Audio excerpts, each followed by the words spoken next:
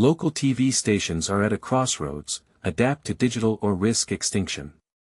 For decades, local broadcasters thrived on reliable advertising and retransmission fees, acting as a stable fixture in their communities. But that era of financial comfort is fading fast. As audience habits evolve and traditional TV viewership declines, a new report from Northeastern University's Reinventing Local TV News project delivers a stark warning: the old model won't survive without a digital-first transformation. The project's recently published Survival Guide urges stations to pivot their focus toward digital content to reconnect with younger audiences who rarely watch traditional broadcasts. The recommendation is not just about posting clips online. The report emphasizes hiring dedicated professionals to lead digital strategies, guide newsroom peers, and bring their reporting to life on platforms where their audience already spends time. But here's where it gets complicated. The guide stops short of offering a perfect fix for local journalism's financial struggles.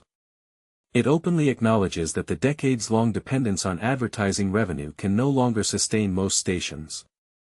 Instead, it proposes a practical first step: recruiting digital content producers trained to create multimedia stories and grow audience engagement online. This role, piloted in newsrooms like Boston's WCVB TV, could be the key to survival. Mike Beaudet, WCVB investigative journalist and Northeastern professor leading the project, described the shift as both essential and inevitable.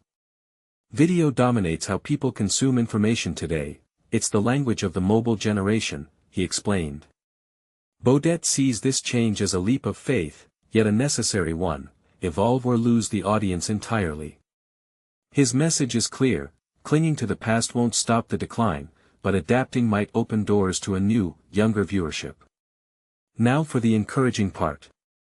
The project's year-long fellowship program, launched in 2023, embedded digital content producers in 3 major newsrooms: WCVB in Boston, WCBS in New York, and WLS in Chicago. These fellows worked as digital-first journalists, blending reporting skills with an understanding of platform-specific storytelling. In practice, the results were striking. At WCVB, fellow Liana Scacchetti's work led to substantial growth on platforms like TikTok, YouTube, and Instagram. After the fellowship ended, both WCVB and WCBS hired their fellows permanently, a testament to the value of the experiment. "I think every newsroom in America should have a role like this," Scacchetti said in the report. She argued that digital engagement isn't just nice to have, it's essential. Modern audiences expect their news where they already are, scrolling social feeds, watching short-form videos, and participating in comment threads. Without someone focused on that space, she warned, stations risk missing a massive share of their potential community. To ground their findings in data, Northeastern teamed up with research firm Smith Geiger Group to study media behavior among young adults aged 18 to 34. The results were eye-opening. 75% of respondents engaged daily with news on social media, yet only 19% felt television was a relevant source for local updates. Even more revealing, 96% of social video watchers interacted further, sharing, liking, or seeking out more related content.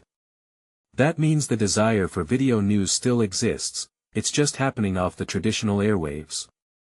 These insights reinforce the report's main argument. Local TV, with its video production expertise, could be perfectly positioned to dominate online news, if it's willing to pivot. There's also a promise of new revenue opportunities, though few stations have cracked the code for consistent social video monetization yet. As Beaudet put it, right now, it's more about brand building. But to reach people not watching TV anymore, you have to meet them online, even if the payoff comes later.